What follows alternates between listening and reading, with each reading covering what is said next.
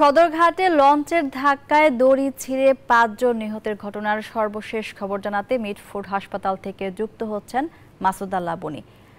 লাবনী, নিহতদের মরদেহ স্বজনদের কাছে হস্তান্তর করা হয়েছে কিনা জানাবেন।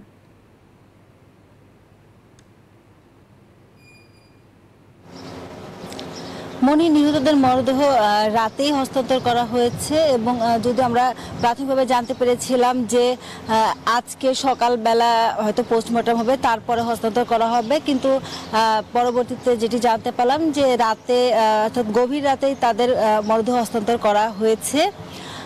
এছাড়া যে এই ঘটনাটি ঘটে গতকালকেই কিন্তু ৫ জনকে আটক করা হয়েছে এবং পরিবারের যে সদস্যরা তারা যেন মরদেহটি নিয়ে যেতে পারেন এবং প্রাথমিক যে কাজগুলো সেই কাজের জন্য বিআইডব্লিউটির পক্ষ থেকে বিকাশে কম খরচে ক্যাশ আউটের লিমিট বেড়ে ৫০,০০০, প্রিয় এজেন্টও ২টা।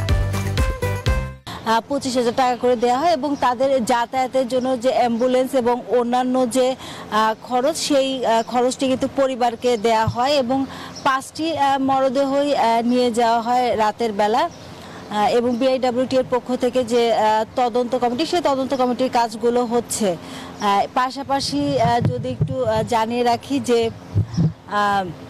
দুটি যে লঞ্চ ফারহান এবং তাশরিফ, সেই দুটি লঞ্চে কিন্তু রুট পারমিট গতকালই বাতিল করা হয়েছে এবং স্বজন যারা ছিলেন তারা কালকে মরদেহ নিয়ে গেছে এবং এখন পর্যন্ত মিটফোর্ড হাসপাতালে যেহেতু আজকে ছুটির দিন, তেমন কাউকে আমরা দেখিনি এবং কারোর সাথেই কথা বলতে পারিনি।